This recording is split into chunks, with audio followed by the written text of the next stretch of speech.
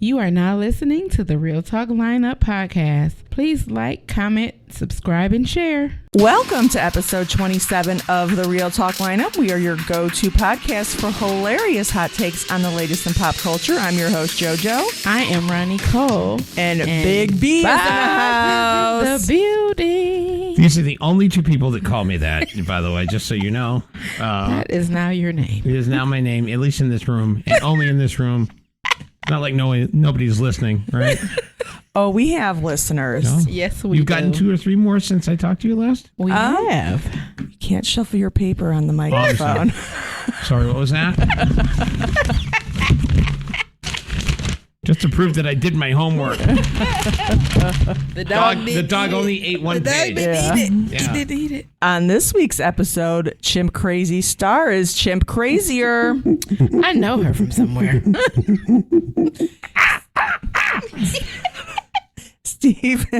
Stephen Colbert is pissed off. As he should be. And Trump is in the Epstein files. No shit. Sure. Wow. Worst kept secret of the week. It's all this and more up next on the Real Talk Lineup. They have to be following him every moment of the day. J-Lo getting divorced? He still contributed to society. I think maybe marijuana. That is not obvious. How did that happen? I would be too afraid, but sometimes I'm like, man, I need a little boost. On this week's Celebrity Breakdown, it's Chimp Crazier. Chimp Crazy star Tanya Haddox, known for faking her chimpanzee Tonka's death, is back in jail. This time it's for refusing to pay $224,000 in legal fees to PETA. We're about to put you in jail. Sorry.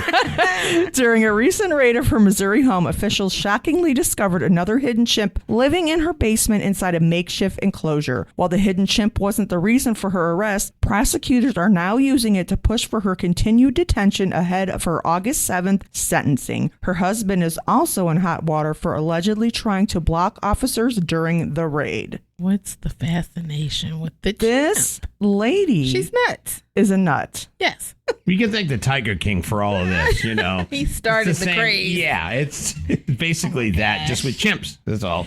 And I understand that she loves the chimps. Right. But they're animals. Yes. And you cannot keep these animals in makeshift enclosures. And I don't care how big of a basement you have. Mm-hmm. It's cruel and it's animal abuse. It is. It's called it's called kidnapping. It's called it's not called quite the Diddy trafficking stuff, but There's no baby oil involved now. Yeah, That we know of anyways. But another chimp. I feel bad for this chimp because it's just a rebound chimp. From Tonka. Yeah. It is. She's going to get over this chimp before she finds the second chance love of her life there. And I want to know, where is she getting all this money from? Yeah, what does she do outside of She Probably monkey still business? that documentary money she's making still. She made still. Well, she living does. off of She that. had that camp or whatever with the other. she does traffic those animals though. Like she sells Oh, she them. still does that traffic when she's driving them back and forth. Yeah. So I see another documentary in the works. More and money. she likes to go to the casino. Does she? So maybe she's hitting on the slots. She's a high roller. She gets Yeah. That's one way to do it. Those are usually people that don't have money. Those Well, are the that's what people that are- that's my initial thought, because I'm like, if you're always going to the casino, how do you have any money? But she is You trafficking don't these know animals. if she's winning or not.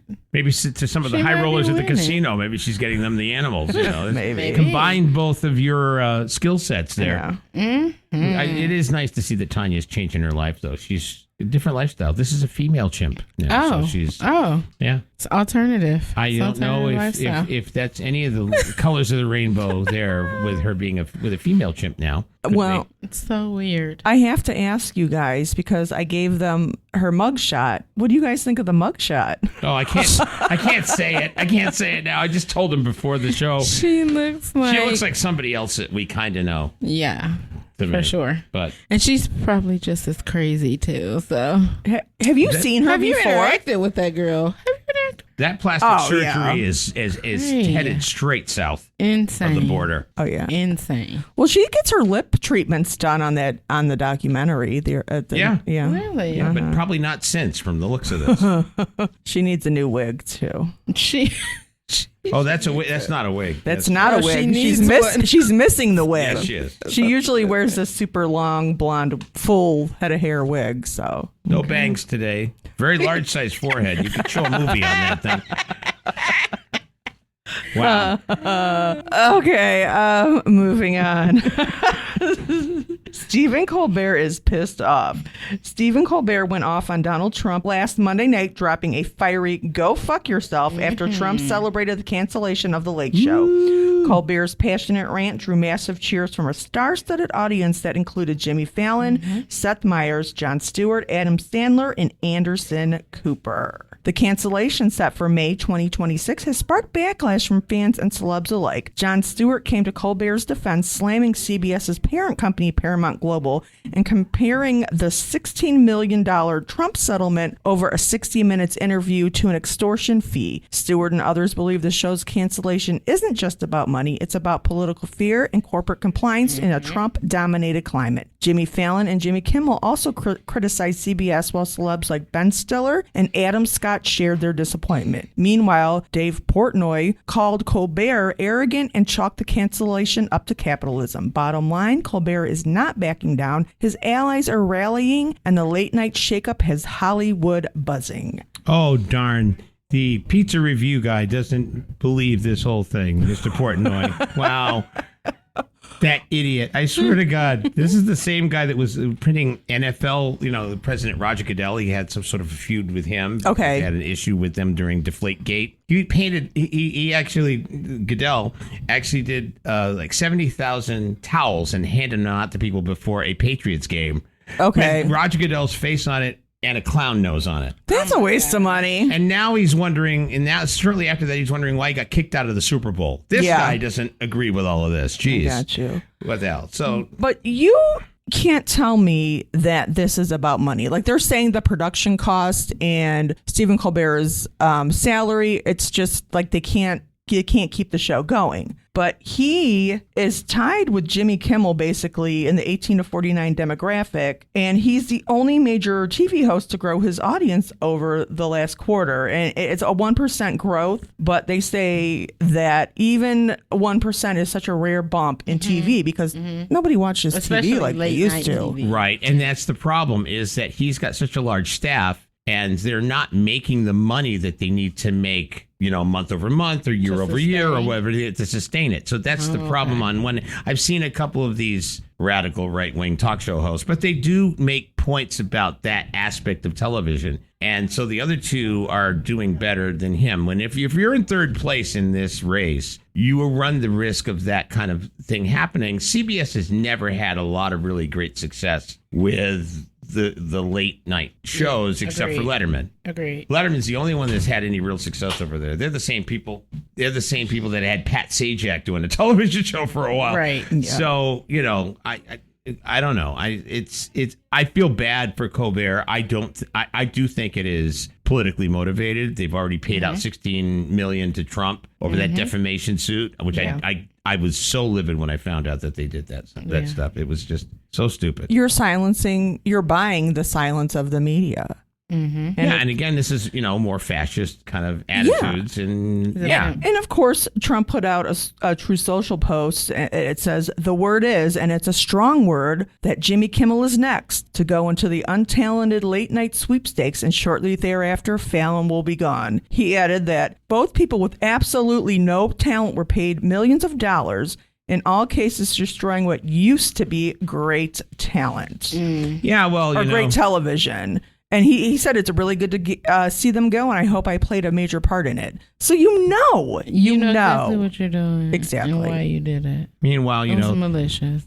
People are still talking about how amazing The Apprentice was. I was going to say the what? He's done wonders for television. The epitome, of success on TV. So, he can't handle anybody criticizing him. No other president has ever said anything about the late night TV show hosts. And that's their job. That's what they do. They make political jokes. The last person that was even close to being this paranoid was Nixon, going all the way back to the 70s, because he didn't like what the Smothers Brothers were saying on TV about the government. Yeah. And he tried to get that shut down. Didn't happen back then, but now you've got, so that tells you the level of paranoia, because that's the same guy that felt like he needed to bug the Democratic headquarters. Yeah. And this is the same guy that won in a landslide. He won every single state. He didn't need to bug the Democrats. That's the level of paranoia That there Trump is. has. Yep. Because he's that concerned about what a late night TV show host is saying about him. You're You're an idiot. Even more so than you were 2 seconds ago. Insane. He should be concerned, though. I mean, you know what I'm saying? Like, because he knows the things that he's involved in. So. He's like, no, don't talk about it, please. Oh, here it comes. Here it comes. Here it comes. All right, moving on. Can you get any more racist? Oh, okay. So, sorry. I was waiting for the pivot to the. Possibly. I'm on the wrong page. Okay. Oh, okay. We're not there yet. Okay. That segue is going to be It's a good one. can't wait. hilarious. I am so excited. A whites-only group called Return to the Land, RTTL, which already has communities in northeast Arkansas, is now eyeing Missouri for expansion. The group promotes traditional views and European ancestry, explicitly excluding Jewish people and advocating for segregation-style living. Critics, including the Anti-Defamation League, have slammed RTTL for pushing racist ideologies, comparing it to a modern-day KKK. Despite backlash, RTTL claims legal support and seems prepared to take their fight to the U.S. Supreme Court. The recruitment video has gained a little traction online, but the group includes families who say they feel safe in the racially exclusive environment. Missouri officials haven't publicly responded yet. This is going to be the blandest, most unseasoned town in the whole entire country. Well, the reason they're not responding In the yet. universe. The reason they're not responding yet is busy laundering the white sheets at the Exactly. moment, so they were not available for comment. And I don't understand how somebody can say they'll feel safe, because to me that's like white people don't commit crimes, like European people don't commit crimes. Yeah, they do a very good job of making a very stupid case. I watched this. They have a video that's online right now to recruit people to this. Basically, it's like a 150-person island that they are trying to recruit them to. So they're making the case for what they call like-minded traditional Americans. That's what they're calling white people. Oh, my God. So to have their own place to congregate and live freely away from those, pesky anti-discrimination laws. Oh, that have my been God. wrecking the country for the last 70 years. So basically, they're acting like they are not free to move around like everyone else in the world. So It's ridiculous. These poor white people. That's These poor white men. Yeah, I'm Oh my telling you. God. So I was in New York City last week, and I have to say that the thing I loved most about there was the people. So I was in Queens. In Queens, there's... you're fancy. I've never been there. Oh, it's amazing. I'm You've sure. never been to Queens if you're saying fancy. I've never.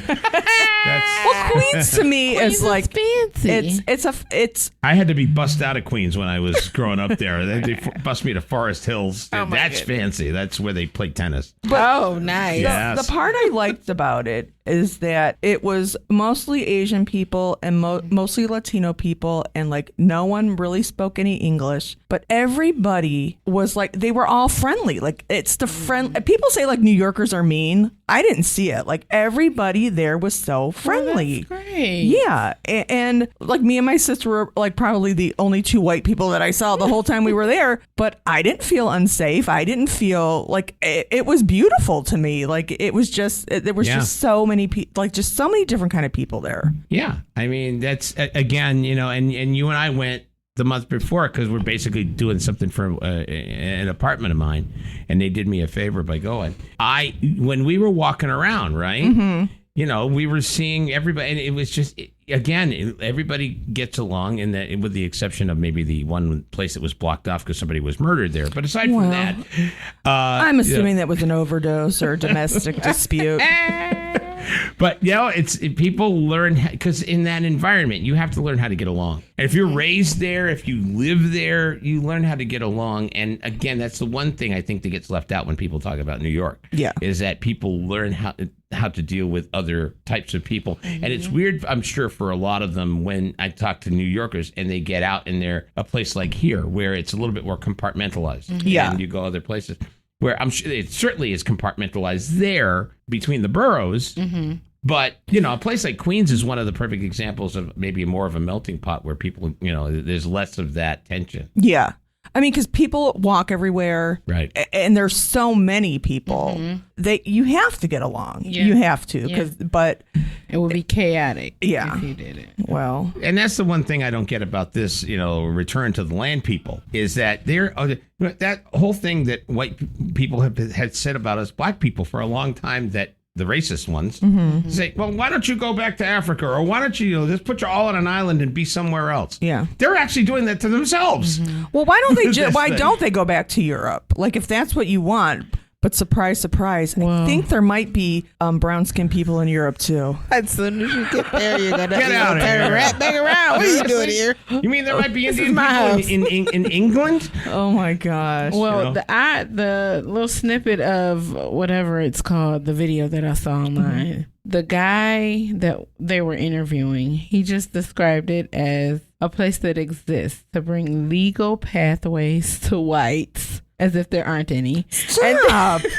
And then he You mean the said- white people that are in charge of everything? Exactly. Okay. They run the nation. And then he said it's a place for people who have a fear of, well, the people in the group have a fear that white people are being wiped out by other Stop. races. Yeah, like it's. Do they live in America? It's so dramatic and excessive. Their reasoning why my they're doing it. And I'm just like, yeah, no. And he kept mentioning these anti-discrimination laws are keeping them from being able to be as free as they want to be. They can't be.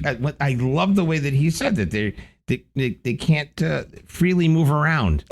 We just In watched the what video. world? I just watched This the, is so bizarre. Where do they live? just watched the video last night on the news of the police officer that punched that kid in the car. Yes. Because you know he asked to talk to the supervisor. You know. They beat that boy up. Yeah. Now he should be afraid. He should. You know, but this is But they are instead. no. It doesn't. It doesn't make sense.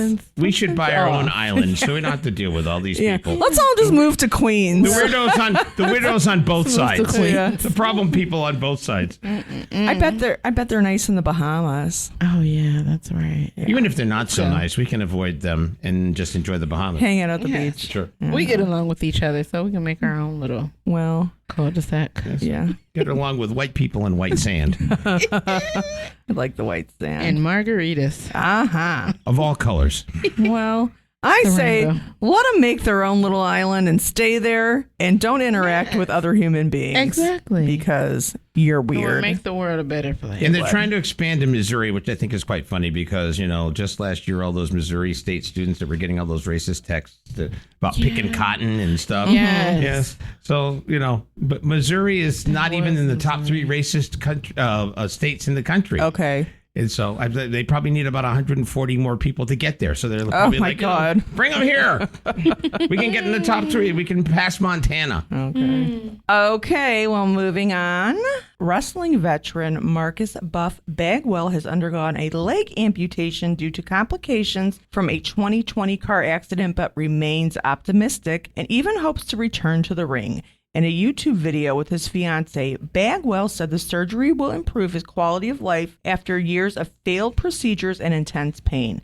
Since the accident, he's had nearly 40 surgeries, but the leg never healed properly, leading to severe depression and alcohol addiction. After entering rehab in 2022, he faced a tough decision: attempt to save the leg with only a 20% success rate or amputate. He chose amputation and now sees it as a turning point. Despite the setback, Bagwell says he feels joyful and determined. He believes he'll run again, wrestle again, and prove that life can still be full even with one leg. I wish Buff a speedy and healthy recovery, but let's be real.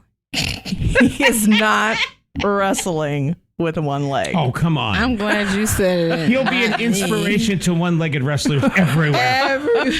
Are you kidding me? Like, Well, I admire his optimism. I do and his too. positivity. I really do. But he's in Delululand. Yes. And it could just be because, you know, he's still high from it. I would say he's on pain medication. Maybe not be completely rehabbed, alcohol rehab.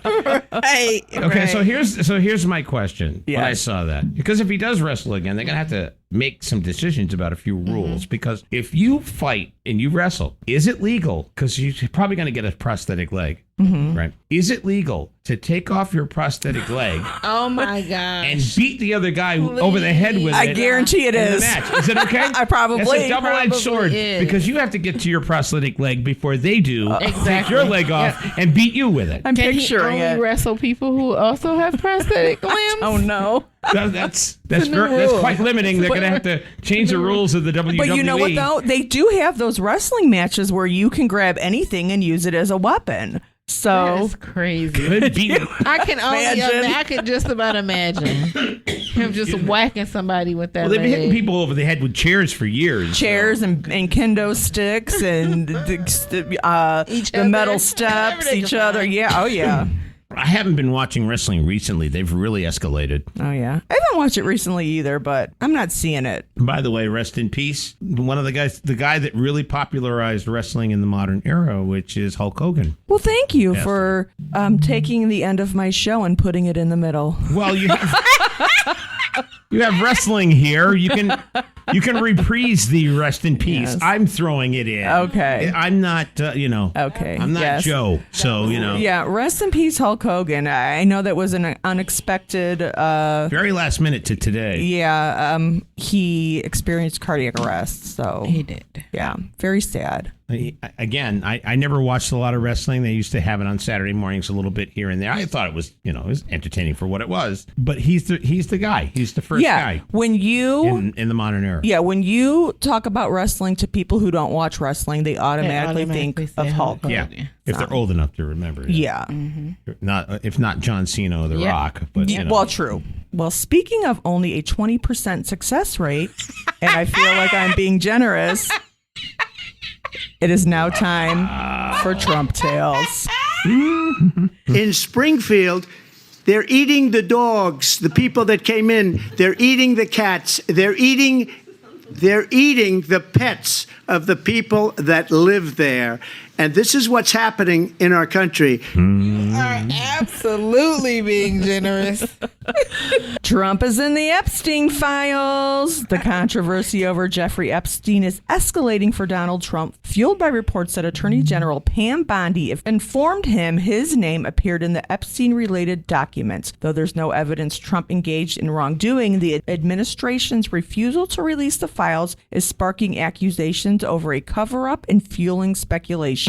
The House Oversight Committee, including some Mega Alliance Republicans, voted to subpoena the DOJ for Epstein's files and demanded testimony from Ghislaine Maxwell, intensifying pressure. In response, Trump tried to deflect attention by reviving conspiracy theories about Barack Obama with the help of intelligence chief Tulsi Gabbard. Despite his efforts to shift focus, the Epstein saga is becoming one of the most serious political crises Trump faces, and it's revealing cracks within his own support base. So apparently, Bondi warned him in May that his name appeared in the documents several times. Yep. He kept denying that he knew anything about anything. The White House calls it fake news. Fake news. Fake news. Yes, we saw it. Yes, we told you we saw it. Yes, we told you we saw it multiple times on multiple different occasions. But today, that never happened. It never happened. It doesn't exist. I don't know what you're talking about. I will tell you this. I knew him years ago. When he liked young women, he was like, they got him on tape saying all this stuff. Yeah. The only thing, because you mentioned it in the middle of that story, he is not accused of any wrongdoing.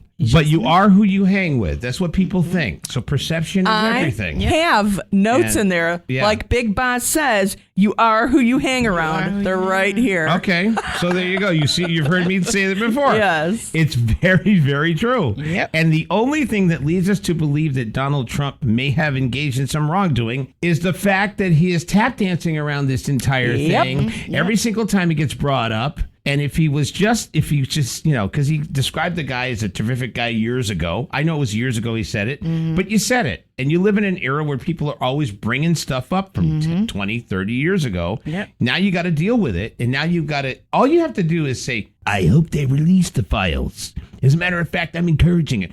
I've got nothing to hide. You're never going to hear that out of his mouth. You'll only hear it out of mine. Yeah. But, that's if he said that, all this goes away. If there's nothing in there to see, Precisely. right? Yep. And so all this drib and drab and all these little, that's all that does is make you look guilty. Yes. That's it. It makes it look like you have something to hide. You're trying to cover it up. Yep. Just saying you release it. Like, I was in there. That was my friend. We hung out, but nothing much. And the more that he does this, the more the media jumps on it. I've been watching all week where they're pulling new things out, like the deposition from Jeffrey Epstein, where they asked him, hey, listen, did you hang out? Were you friends with Trump? Describe friendly. Like, oh, okay. So he's doing the same thing. Yeah. He says, did you socialize with him? Yes, we did. Did you guys hang out together? Yes, we did. Did you hang out in the presence of women who were under 18? Oh, I have to plead the fifth on that. Yeah. So, if there's nothing to find and Trump says release the files, then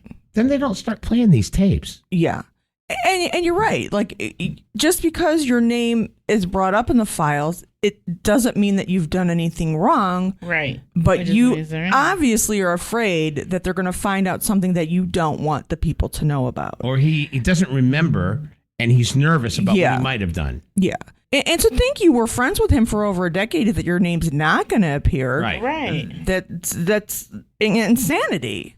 And that's where you get yourself a good lawyer. Because if they do find your name in there and there might be something semi-incriminating, first of all, you're president, which means you're not going to go to jail because everything will be deferred until after you're out. Yeah. And then you've got time to build a case and you've got a time to build your defense and all that stuff if there is something in there. But handle it. Yeah. And a lot of Republicans are saying that the American people don't care about what's in the Epstein files. They're more concerned about immigration and the cost of living. But I'm an American person and I care about what's in the Epstein files. I do too. We cannot allow sex crimes against children to just be okay. Exactly. And if the president of the United States, I'm not saying he had anything to do with it, but if he had any kind of knowledge about what was going on, and I know he wasn't the president at the time, but if he had any knowledge of what was going on and did nothing to stop it, he should be held just as accountable. Agreed. I do think that people, when they say that people don't care about this as much as the media portrays it, I think it's usually misrepresented. I do think people genuinely care about this, of course,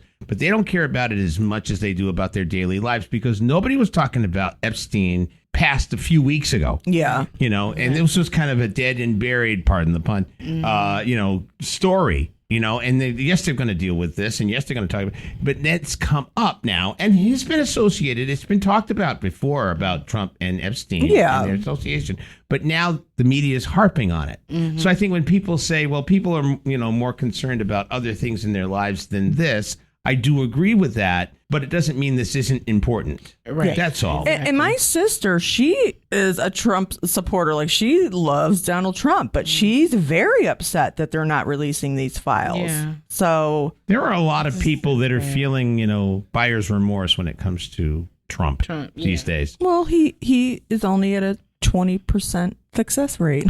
That's generous. The generous amount. Oh, you mean effectiveness rate or popularity rate or whatever? Yeah. Yeah. Well, yeah, it has a lot to do with what you it. get and you don't throw a fit. There's plenty of brown people in this country that are afraid of being, deported by ICE. Yeah. Did you see that, he went and ahead and released the MLK files, and MLK's daughter, she posted on social media, now released Epstein. Yep. So, I mean, since we're releasing shit. Yeah. Let's do it across the board. Well, there's a little bit of a difference between MLK and Epstein. Well, yeah. So I don't know if that's a good comparison, but you don't want them in the same sentence. No. But I get what she's saying. But hey, listen, MLK had his little secrets and things that that people don't like to talk about. But he wasn't a perfect guy either. Well, I'm not saying he's perfect, but he stood for something good and did a lot of things. Yeah, he's a man. So, see how he's forgiven because he's Martin Luther King? There's a big difference between sleeping with adult women and being a pedophile. I understand that, but at the same time, there's a lot of things that people wanted to keep covered up because of his legacy. I got you. That's all. I'm not equating him with Jeffrey Epstein at all. Okay. Like I said, they shouldn't be in the same sentence together. Yeah, I gotcha. It is now time for Ronnie Cole's question of the day. Scandalous. Okay, so the question of the day is, do you believe that at any point for any reason that people should have access to their significant other's social medias? I don't think it's necessary. If you're in a relationship with someone, you should trust them. Mm-hmm. To me, social media is not my world. Mm-hmm. Like I feel like it's fake. People can post whatever they want on there. Don't mean it's true. I'm not a big, like, I don't have to look at your phone. I don't need to check your Instagram. Like, people are going to do what they want to do. Mm-hmm. So if they do something that I'm not cool with, you know, you talk about it, and if it's not something that I can handle, then you move on, you know. Yeah. So no, I don't need access to anything. Right. What about you, Ronnie Cole? I want to let Boz answer. Boz, Wow. you go ahead. I'm with her. I don't think first of all that, you know, especially when Facebook came out, I don't think, and I've heard this from people who are relationship experts say that you should not be friends with your spouse or your significant other on social media, especially on Facebook. And the reason for that is, and then when I heard the reason, I'm like, yes, that's absolutely right. I'm friendly with everybody. Yep. I used to have an ex that was very jealous years ago. Yep. It wasn't without merit. I wasn't the best guy back in my 20s. I didn't know how to deal with things. Oh, So Boz. I'm nowhere near as we bad live as and some. we learn. We live and we learn. But at the same time, if you have somebody in your life who gets a little jealous or whatnot, I'm friendly with everybody. If a female friend of mine says something a little flirtatious or something like that, Yep. I can't control what she says. Exactly. Now this one, my ex or my girlfriend or whoever's in my life sees that, and they're like, "What did you say to her?" Now Yep. it starts a whole bunch of stuff. And it may be completely and totally innocent. That's why I say not that. And not to mention the trust issue. Somebody going through somebody else's phone, whenever I hear about that, I'm like, okay, this relationship has got a 50-50 chance of working out, Right. if it works out at all. Yeah. Because you don't trust that person. It has to be a complete trust. And that means you don't need to be reading it's like reading somebody's diary back in the day. Yeah. I don't think it's necessary. Right. And I've always felt this way. You're not controlling what somebody else is doing. You're not. So what is going through their phone going to do? If you find something that you don't like, all it is going to do is upset you. Yeah. You know? Yeah. So- why do you want to be upset? You're looking for something to make you angry. Yeah, exactly. Yep. That's weird. If a tree falls in the woods and you're not there to hear it, does it exist? If somebody says something naughty to your spouse or your mate and you don't see it, did it really happen? Right. Live a peaceful life. Don't put that stress in your life. And if you do find out stuff, like, you know, you're not changing a person. Yeah. So, like, say you're with somebody, and like my one sister would always be like, well, I got to teach so-and-so how to treat me. And I'm like, why are you with that Why? person? You're That wasting is- your time. yeah. You're not changing who somebody is. Exactly. So, Exactly. Especially with grown people. And Yeah. you're not an instructor. You're No. probably not teaching them very well. like, who has time for that? It's so it's an exhausting experience. If you like I used to be that person. Did you? Like, I'm like, let me see your phone. But you know why? my God. Because the private investigator in me, I'm nosy. So I want to see what's in your phone. No, Yeah. you don't. The problem is you other- don't. No, I always do. And then if I find something and it ticks me off, just gives me a reason to go do what I was going to do anyway. People are gonna do what they're gonna do. But I agree with the both of you. And my response would be a combination of what both of you said. Like, there's not really a reason to do that. No. Now, if I ask to use your phone, I'm like, oh, my phone said I need to call my mom back, and you hesitate, I'll be like, well, what the hell? I can't download your phone. That'll look at make my me feel pictures. away. Yeah. Right. Don't look at my pictures. Then I start getting rules to using the phone, and I'm like, I literally need to just call my mom. No. So weird. Like, to me, if somebody wanted to use weird? my phone, I don't have anything to hide, but I don't even have a pin lock on here. Jackson be like, I'm gonna send myself some cash app. Like, you, Yeah, that's probably not smart. you probably need a pin. Yeah, I have a pin to the app. that's dangerous. Somebody gets your phone. I have a pin to By the accident. apps, but I don't have a pin to the phone. Like, you gotta See that Because they have can to still work. use your phone to go online and do things, and you don't. Good want that. luck. You get a sandwich from Arby's. That's about it. Well, Oh, yeah. You have a pin for like Uber Eats and stuff like that? No, I don't have that stuff on there. Okay. Yep, I took all that off. So Okay. and my car is like not connected because it used to be connected through like Google. Yeah. Google Pay. Took it off because that kid was ordering video games from Nintendo, and I'm like, what is this? Yeah, got really smart really My fast with goodness. this phone. I had to delete it. That's but crazy. Okay, it is now time to board the crazy train. I won't mention Ozzy Osbourne either, since he did Crazy Train. Oh my god, Because that would ruin the end of your show, right? such an ass. So glad we asked you to be on the show this week, Baz. A man managed to break free from a prison in France by concealing himself in a bag belonging to his cellmate, who was being released after serving his sentence. Prison officials discovered the man was missing on a Saturday morning. The escaped inmate was serving multiple sentences and was reportedly under investigation for links to organized crime. That was smart. Like, how did this happen, though? Like, they don't check your bags when you're leaving out of How there? did I know there's a whole body? And how did the other, Nice. like the inmate leaving, how did he carry that bag with a whole human being inside of it? All those push-ups he's been doing in there. Can you explain why your bag is moving, sir? It's like a Looney Tunes cartoon. Well, I'm not a separatist, but I do see somebody using this as a case for separate prisons for little people, because I'm guessing that person was probably a Had little to be. person, because I don't know of a bag that's big enough to carry a full-size human being without it being detected. So I'm wondering, That's what I'm like, how did nobody notice? because if it was all little people in the same prison, it would be harder for them to smuggle each other out. I would think. Just aesthetics. That's all. Gotcha. I gotcha. I don't want people thinking that I want them on their own little island or something. Like the white people. Yes. And then it would be one for white little people and black little people and Asian little, Yes, everybody has their own section. But I didn't say any of that. Oh my God. All right. Next car on the crazy train. I'm really not racist, I'm sorry. Police in Taiwan captured a fugitive whom they had been tracking for more than a year after he exposed his location by competing in an online video game from his phone. This is like the man that stole the GPS. Yes. They're never gonna find out. Three They'll words. never know. 3 words, pal. Off the grid. Okay. Like, how don't these people realize when you're using an electronic device, you can be tracked? Like, how do these people not know? Everywhere you go. Take it down by an IP address, Wi-Fi, and a pair of headphones after being a fugitive for how long? 10 years? Over a year. Over a year? Over a year, Yeah. yep. Even Carmen Sandiego's going, boy, rookie move. Right, exactly. What's wrong with you? Still looking for you, Carmen. Still looking.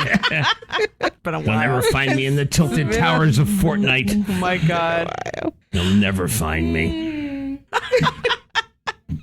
Last car on the crazy train. Police in Vietnam say one of their officers was punished after he stole batteries from 154 impounded vehicles and motorcycles. The vehicles had been impounded for various traffic violations, and the officer decided he'd steal the batteries and resell them. Gotta let a hustler hustle. It was probably an American officer whose dad was a Vietnam vet. He feels like he's getting back at them now.